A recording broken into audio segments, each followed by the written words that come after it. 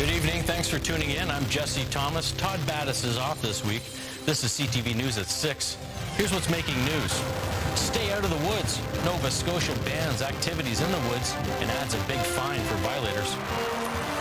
And postal offer rejected. A strike could be next for Canada Post mail carriers. Unfortunately, not much rain this week as high pressure will keep the region sunny and hot. Live from our Maritime's News Center, this is CTV News at 6. Here is Jesse Thomas. Good evening and thanks for tuning in. The hot and dry weather is making headlines again as no rain is forecasted for these parts.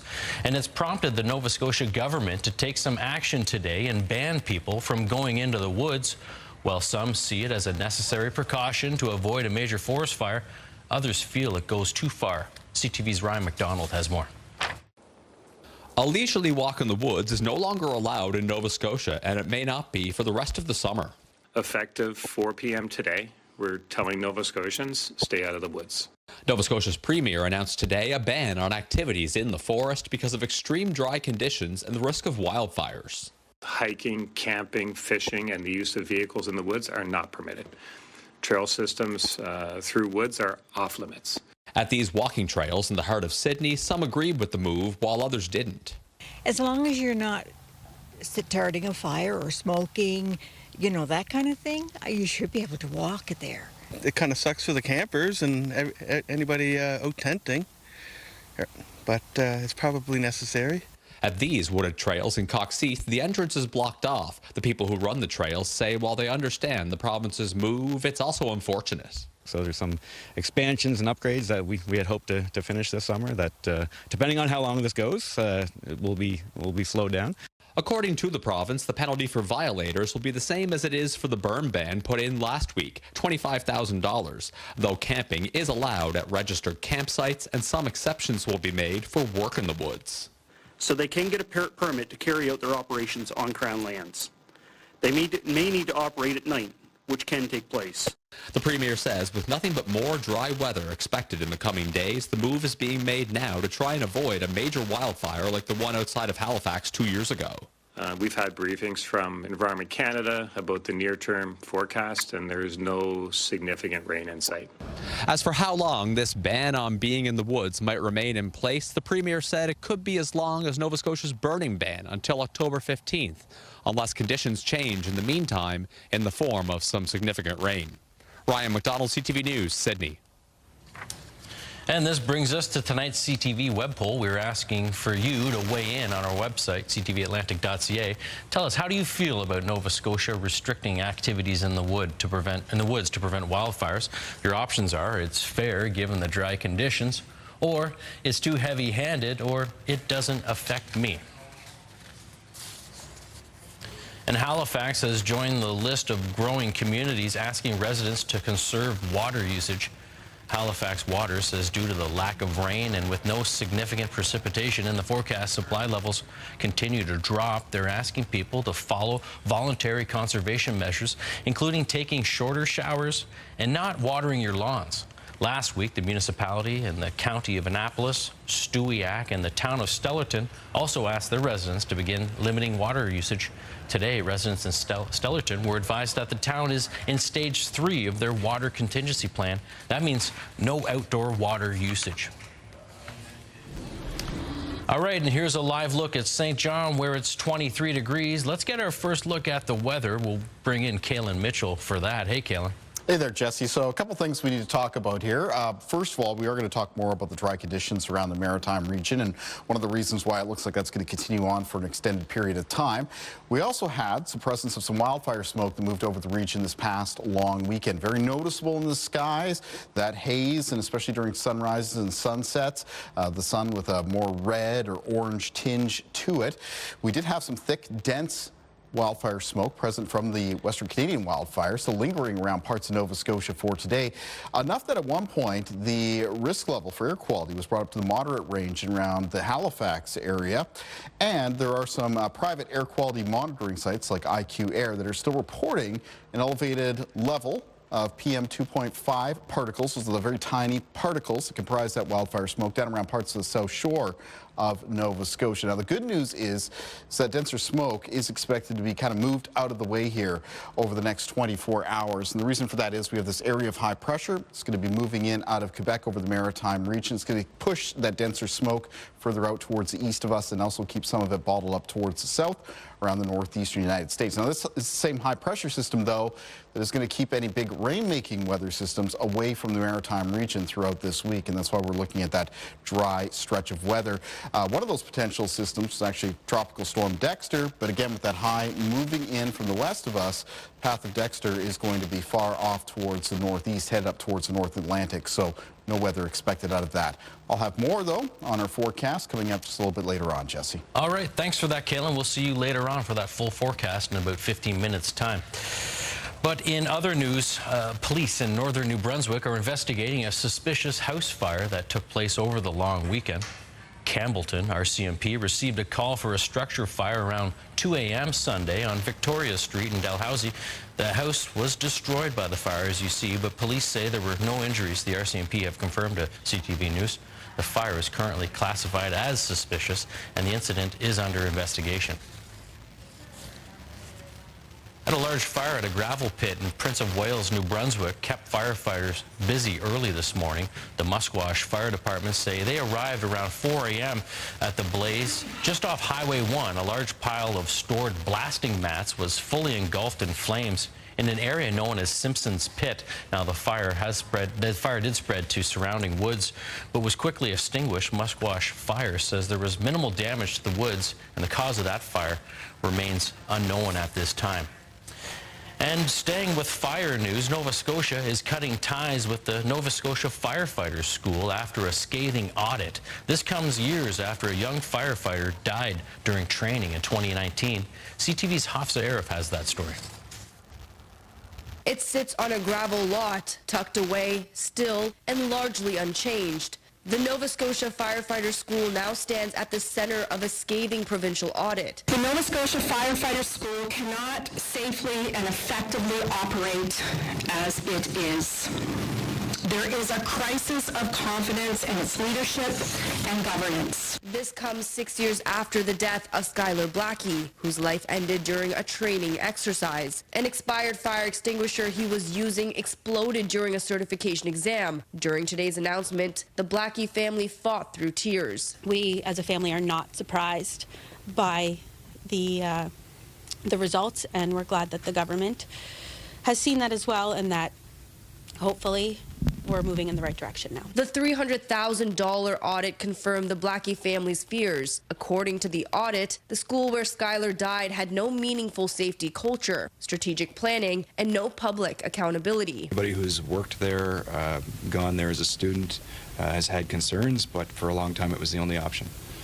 So it's hard to speak out against the only provider. Right now, firefighting training in Nova Scotia is fragmented. Each department sets its own standards, and there's no legislation governing it. Pro board and the fire school setup that exists now isn't healthy, isn't the best option for Nova Scotia firefighters. So when the changes come, we're quite confident that we're going to be in a better position. The Nova Scotia Firefighter School is a non-profit organization that has been operating since 1967. It receives financial help from the province and donations. While the building may still stand, the province says its role in firefighter training is done. For the Blackie family, this isn't closure. It's sort of the same as moving on with grief. You're never going to move on, you're going to move forward, and that's what we're doing today. We're able to take a next step forward. This is the first big step. There needs to be a lot more steps to follow. Moving forward, a broader fire services review is being conducted, focusing on governance, operations, communications, and funding. Hafsa Arif, CTV News, Halifax.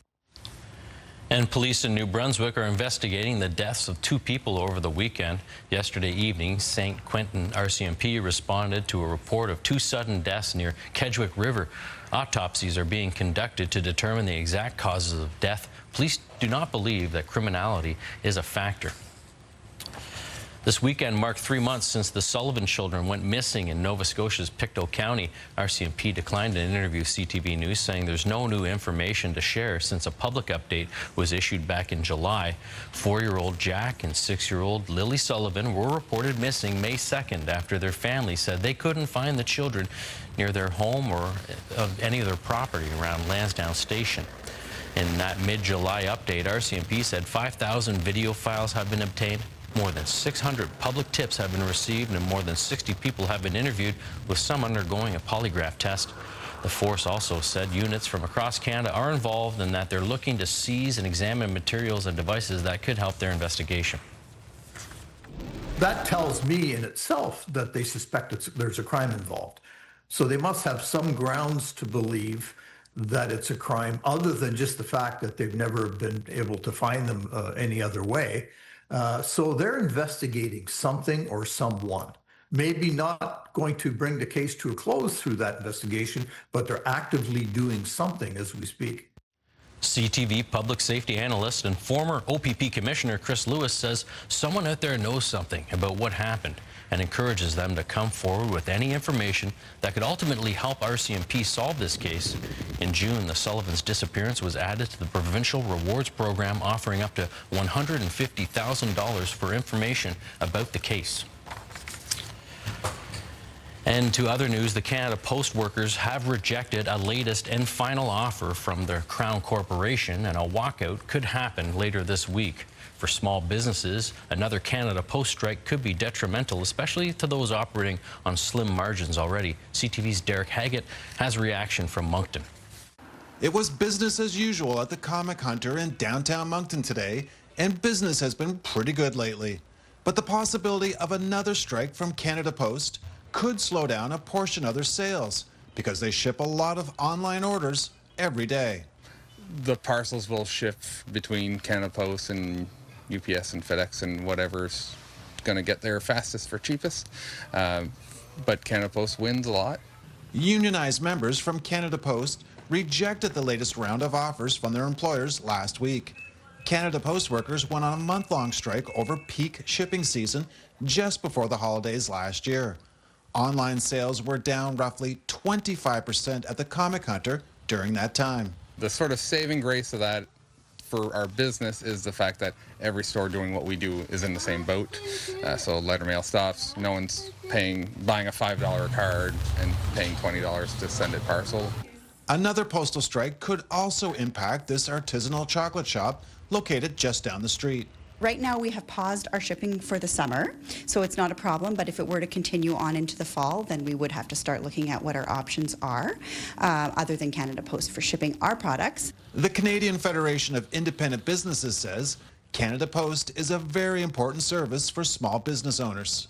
However, given all the uncertainty we've seen over the last year, strike again, maybe strike, maybe not striking, whatever, this has become much more difficult for as a service to be relied on. With a relocation coming next month, a postal strike would be just one more thing for this small business owner to have to worry about.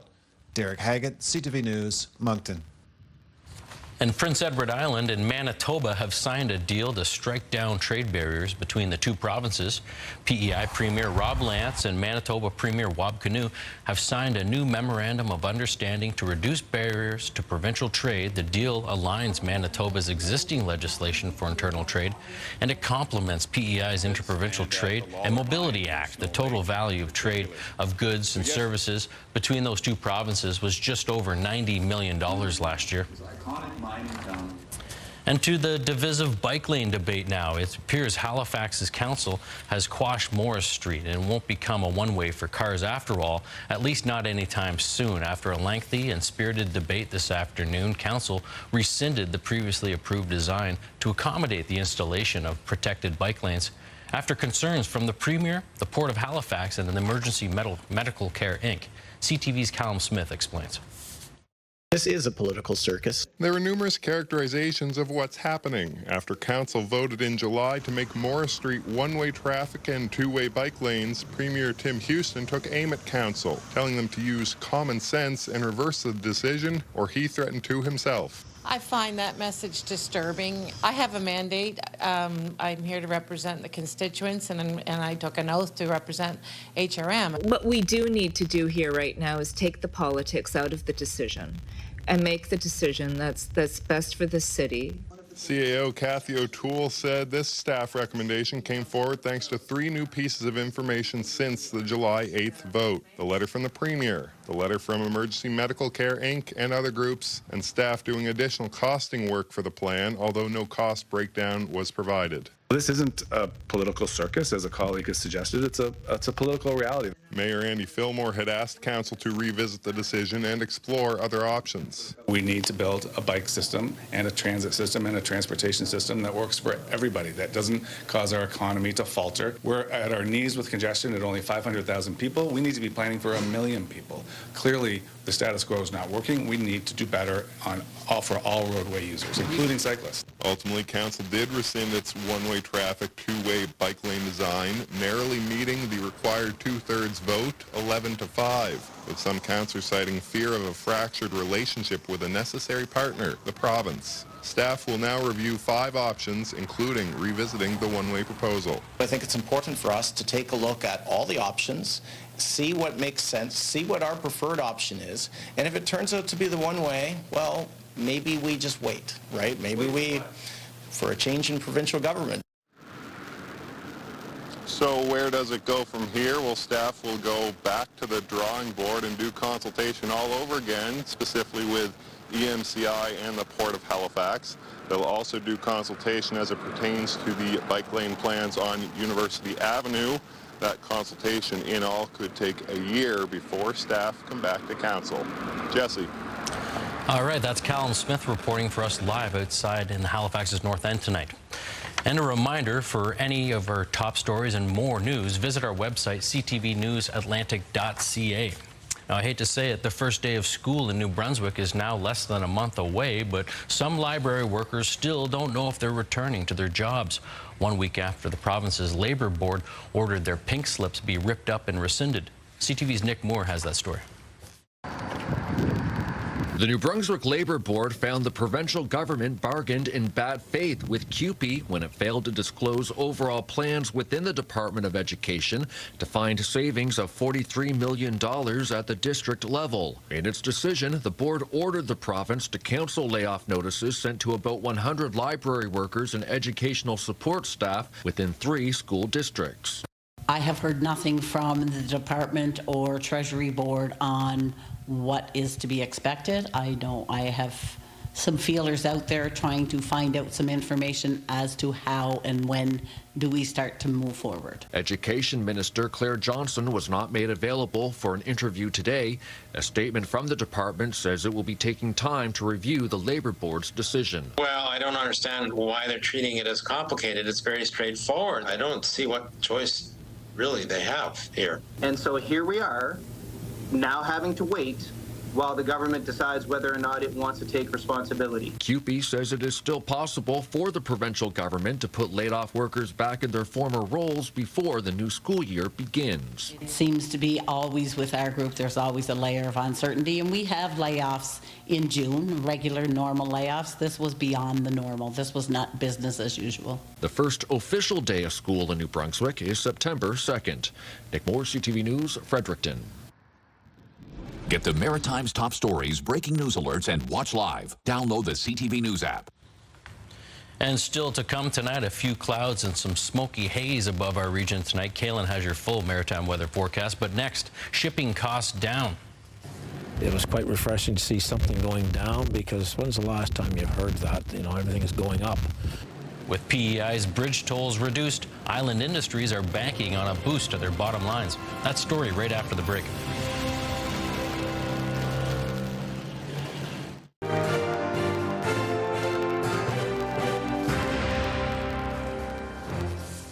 Welcome back. Travel around the region is a little more affordable this week after Friday's cut to the tolls on the Confederation Bridge and fares on Atlantic ferries. That's good news for industries here, hoping to now slash millions in shipping costs. CTV's Maria Saru on how this could help PEI's most famous exports. Every one of these PEI potatoes will be packaged, put on a truck, and sent across the Confederation Bridge. With tolls trimmed this week, producers are set to pocket savings as inflation piles on pressure. Anytime you get a 75% reduction in the cost of something, it does help the bottom line. Ray Keenan, Rollo Bay Holdings co-owner, says it cost roughly $85 before the cut for each tractor trailer to leave the island. On Friday, Canada implemented a $20 flat rate for all vehicles, shrinking what some call a transport tax. It was quite refreshing to see something going down, because when's the last time you've heard that? You know, everything is going up. PEI is Canada's largest potato producing province. The industry contributes more than $1.3 billion annually to the local economy. The PEI Potato Board estimates 94% of the island's spuds leave by bridge or ferry, and the new rates will save the industry $2 million in trucking bills alone. Farmers won't just cut costs on what rolls out, but also what rolls in. This tractor, other machine parts, and crop production products all had to cross the bridge to get here. And now it'll be at a lower price. Board Chairman Donald Stavert says it lightens the load. The best part about this is some of the trucking companies would avoid coming to PEI because of the tolls. We're hoping that they will be able to come this way now. He adds tariffs still loom large, but on the Keenan family farm, fields are flowering, and fresh potatoes pulled from island soil will travel far for less. Maria Saru, CTV News, Surrey, Prince Edward Island. All right, time for another quick break, but still to come, mostly sunny tomorrow and not much chance of rain this week. Kaylin returns with all those weather details, so don't go anywhere.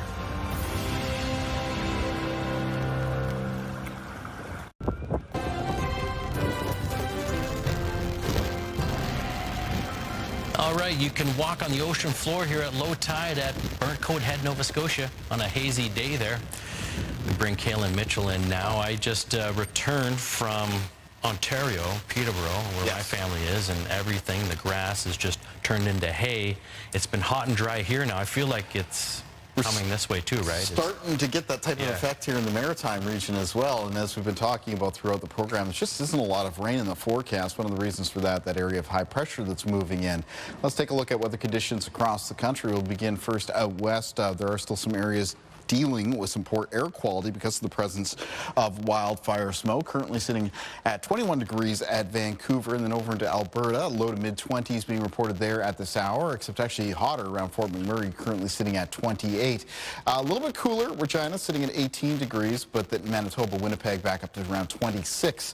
Moving off towards the east, speaking of southern Ontario, Toronto right now sitting at 28 degrees, so a hot day for Toronto, 24 at both Ottawa and Montreal.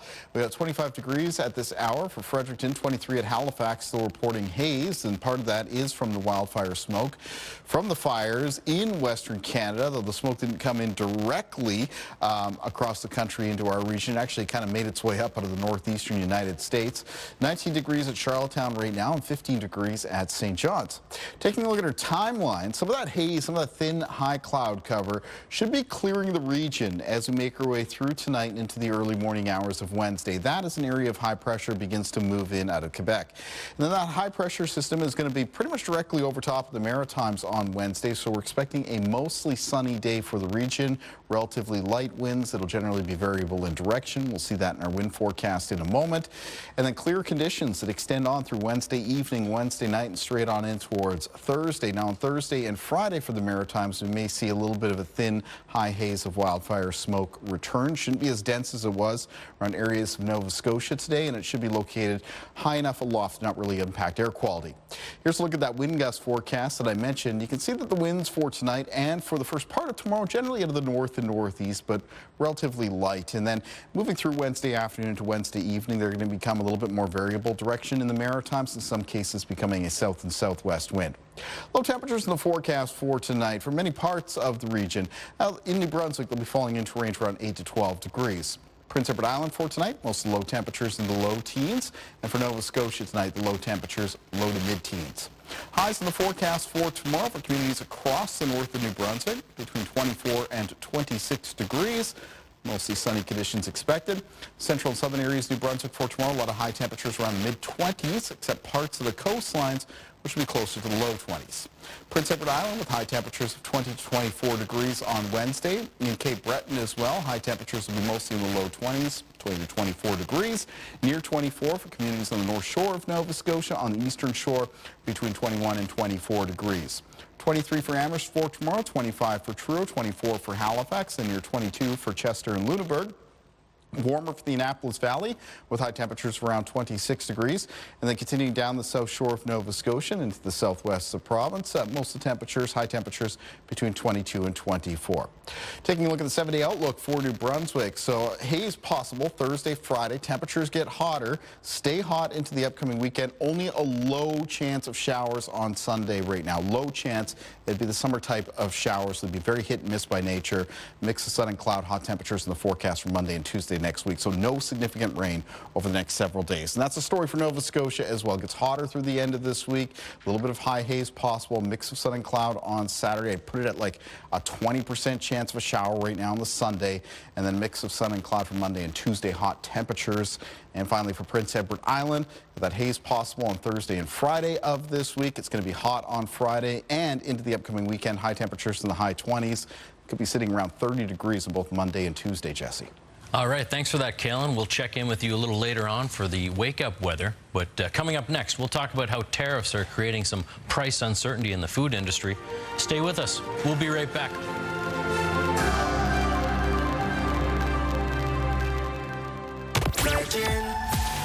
Make sure you join us tomorrow morning and all week for your chance to win tickets to the Halifax International Wine Festival. Also tomorrow around 7:30 is your shot at $100 to Sophie's.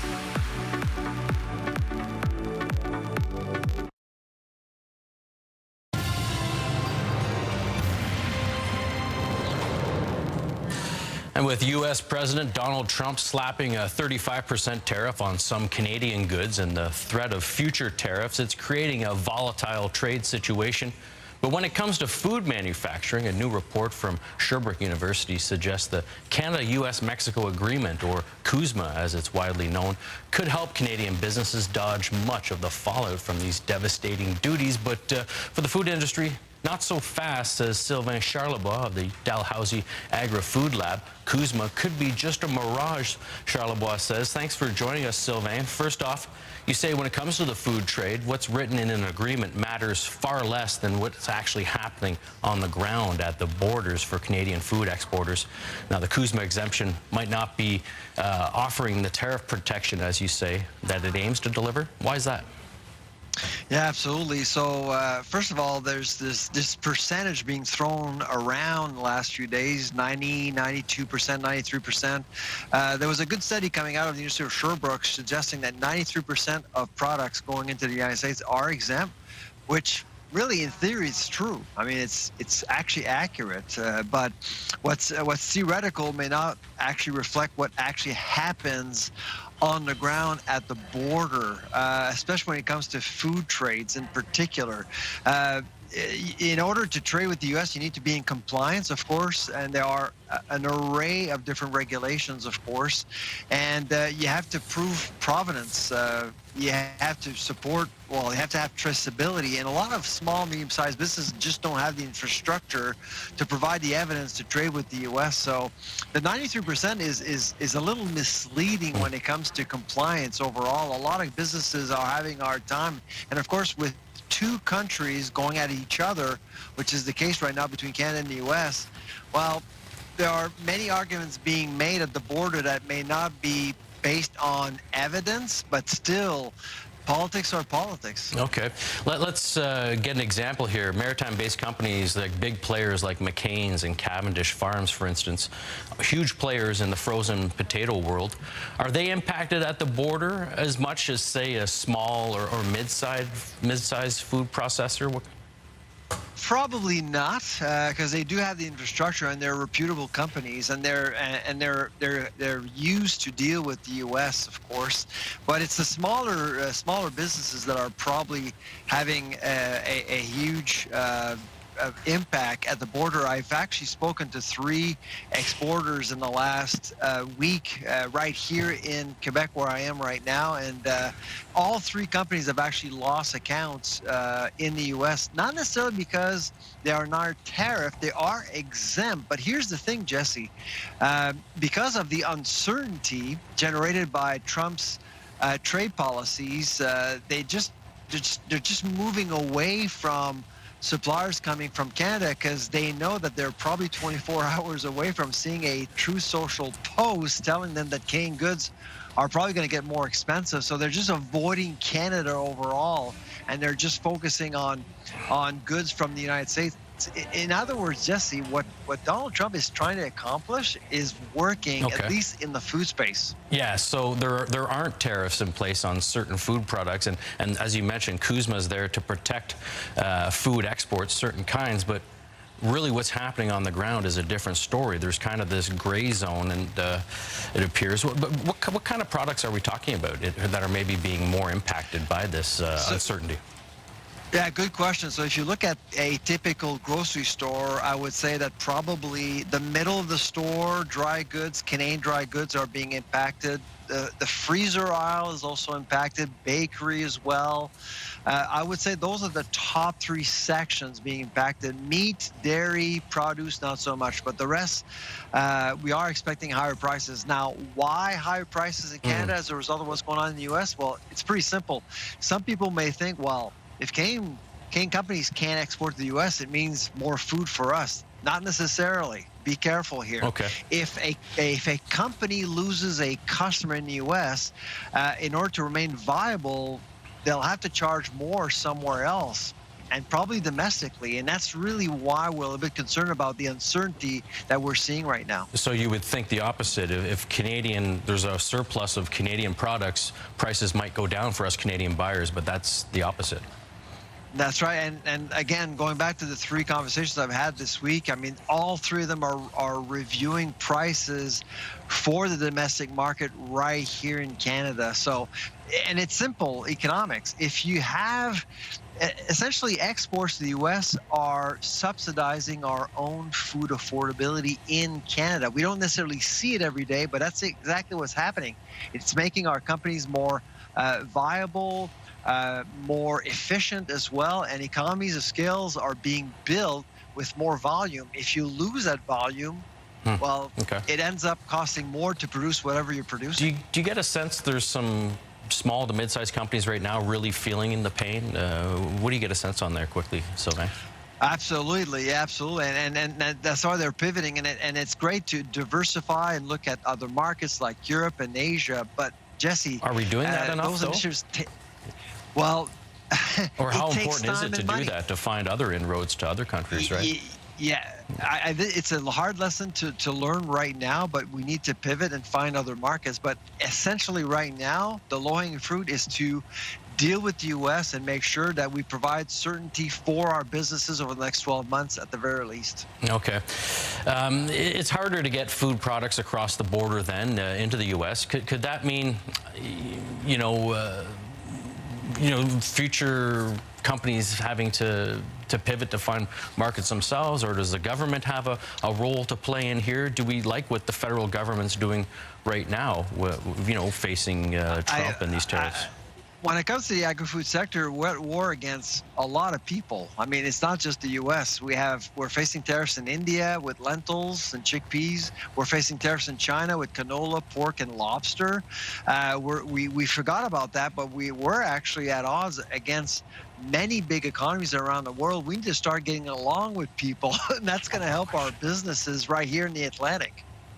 I have to ask you before we wrap it up, the buying Canadian movement, is that working, or is that merely good intentions that ultimately won't help these businesses going forward? I think it's great for us. It's great for consumers because they're aware, they're looking for labels, they're looking at where their food is coming from. That's always a good thing. Now, economically, to your question, is it helping businesses? Not quite, because a lot of grocers are looking at other markets to keep food inflation as low as possible. So you're noticing more products from South Africa, Mexico, Peru, Egypt. It's not a mirage. This is what's going on right now. Our offering is way more multinational than it was a few months ago.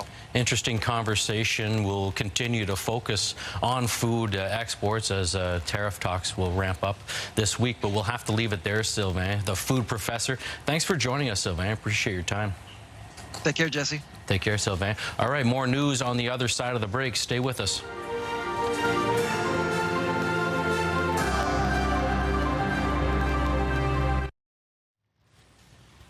And in the Lifeline tonight, from baby nests to unauthorized fitness products, there are a number of Health Canada recalls to tell you about. CTV's Amanda Debison has the details. Health Canada has issued urgent recalls for a number of baby nests, warning of potential risks to babies involving falls, strangulations, and entrapment. The recalls are for baby nest models from Be Chic and Chicure, sold under the 11 brand by Chic Baby. The company says more than 3,000 units of the affected products were sold in this country from early 2020 to July of this year. Health Canada says the safest place for babies to sleep is on their back on a firm, flat surface. Customers of the baby nests are asked to stop using the affected products and dispose of them safely. Health Canada is also warning consumers about serious health risks associated with unauthorized fitness products sold online. In the advisory, the department announced seizures of unauthorized injectable peptide drugs, often used for bodybuilding, anti-aging, or enhancing athletic performance. Affected products were sold on the now-closed website Canada Peptide. According to Health Canada, though injectable peptides are regulated as prescription drugs, the department has not authorized any of the products that were seized or sold on the company's website. You can find the full list of unauthorized products named in the advisory on Health Canada's website.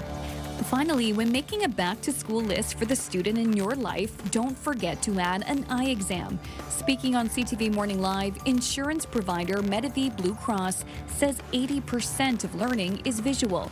If the students can't see the board, they can get frustrated and result in a slip in academic performance and behavior issues. Oftentimes, both the parent and child don't realize there's a problem. So when you start to see squinting or rubbing the eyes or problems with focusing or wanting to be closer to screens or books, or sometimes even disengagement of visual things because they can't see it. According to the Canadian Association of Optometrists, school-aged children should undergo an eye exam every year. With Health and Medical News, I'm Amanda Debison for the Lifeline. And there were a lot of events and celebrations over the long weekend in the Maritimes, and one ceremony in southeast New Brunswick paid tribute to the lobster fishery there as the season is set to begin. We go back to CTV's Derek Haggett for this one. It felt like the entire community of Capillet came out to the wharf on Sunday. The blessing of the fleet has been a tradition here since the wharf opened in 1933, and the ceremony pays respect to lobster fishermen from the area. And usually all the people from Kapakadi, let's say, they come, the old, the young, the new. Every member come here and we do a little prayer and off we go. The blessing was delivered in French, and then drops of holy water were sprayed on those in attendance and the boats docked at the wharf. I think the benediction of the boat is just to remember God comes first. It's very symbolic to those who are proud of what they do, even if it is tough work. Wake up at 2:45, set up our boat and leave at 4 a.m. in the morning. And we came back when we're done fishing our 250 trap. The sustainability of the lobster fishery means everything to the local economy, but Sunday was a good time to remember that it can be a dangerous profession. You know, there's a lot of risk out there with Mother Nature, so it's very significant, and it brings people together to realize how this is an important day for our fishers. Juno LeBlanc is passionate about what he does, even if those close to him didn't necessarily want him to pursue it. My grandfather was a fisherman. My dad was a head one of the union for longer. They didn't want me to fish. They sent me to school, but here I am with traps and the water. The lobster fishing season here in the region officially starts on Monday, August 11th, and it lasts for 9 weeks. Derek Haggett, CTV News, Kapolei, New Brunswick. All right, thank you, Derek. Let's take a look at tonight's primetime lineup now.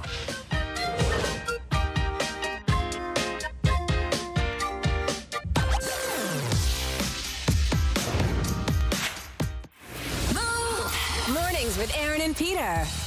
Hey, we're looking for the car with the most mileage tomorrow at 6. And the answer to question number 10 for tomorrow's $1,000 minute, Nova Scotia duck tolling retriever. All right, welcome back. Let's go out to Kalen Mitchell now. He's on the weather deck. But today, we discussed earlier, was a picture-perfect day. But you've got a great picture here for us, Kalen, don't you? Yeah, let's take a look at our viewer picture for tonight. So this is coming in from sunset yesterday. It's from Sonora. It's in Guysborough County, Nova Scotia. Had a lot of sunrise and sunset pictures sent in from the past long weekend. A lot of them featuring a little bit more of a reddish tinge to the sun, and that was because of the presence of that haze from the wildfire smoke that moved into the region over the last couple of days. Got the seagull in front of this one. It's very nice. Want to thank Jerry Julian very much for sharing this picture with us. And for Sonora for tomorrow, expected to be a mostly sunny day and a high temperature near 24 degrees. All right, taking a look at our day planner for tomorrow. At the start of the day, morning temperatures will be mostly around the low to mid-teens around the Maritimes. Again, with high pressure moving in, it'll be sunshine in the morning, and then for Wednesday afternoon, remains sunny, and a lot of high temperatures come up towards the mid-20s, low 20s on parts of the coast. A little bit of mugginess in the air, so humidex values could be making it feel up to the range of around 27 to 30 in some cases. Winds will be light for tomorrow as well and variable in direction. Let's find out what's coming up on Wednesday on CTV Morning Live. Wednesday on CTV Morning Live, Canada's game. We'll chat with some of the folks participating in the 2025 Minor Box Lacrosse National Championships next week. News, weather, and more. It's everything you need. CTV Morning Live, Wednesday. And finally tonight, a Saskatchewan man is on a mission to return British war medals awarded for service in the Second World War to the veteran's family, and there's a maritime connection. CTV's Sarah Plowman has the story. It all started with 2 black and white photos and a set of Second World War medals. But who is in this photo, and where is his family now? A mystery John Brady McDonald wants to solve so he can return the medals to the family. So basically all the information we had was that. The back of this photo offered clues. RFA Maine, Chatham, July 1930. And a name, George Mann. George Mann was with the RFA, the Royal Fleet Auxiliary. The medals also reveal some of this British sailor's story. Stars for serving in the Atlantic and Africa. Anywhere that the Royal Navy was engaged in conflict, the Royal Fleet Auxiliary was helping to replenish them. McDonald has been digging through websites and archives. He found this. A marriage certificate he believes is Mann's, married in St. John, New Brunswick in 1948 to Alice Margaret Silver. Right now what we're trying to find is descendants. When you deal with a surname like Mann, particularly a guy named George Mann, there are many George Manns out there. The author and historian has reconnected families with medals and other mementos before. These medals enter the market either by families don't know what to do with them. A lot of times the veterans themselves, due to financial difficulties, had to sell them. And the stories are lost with them. Coming from a long line of Indigenous war veterans, it's personal. My grandfather talked to me about his experiences during the Second World War and explain to me what happens when tyranny and fascism take over. Stories he thinks are key to understand, especially now. That's why it's important for me to get these medals home, so that these families have their history and that these stories continue to be told. McDonald has received dozens of tips, but mostly it's information he already has. The marriage certificate suggests a connection to here in New Brunswick, but he questions, how did these medals end up out west? Something he hopes to answer if he can track down a family. Sarah Plowman, CTV News, Fredericton. And that's a look at our news for our region. We run it again in a moment on CTV2, and I'll be back here for our late night newscast at 11:30. And for more news, you can always find it on our website, ctvnewsatlantic.ca. It's your home for news. Thanks for watching. We'll see you back here tomorrow night at 6. Have a great night, everybody.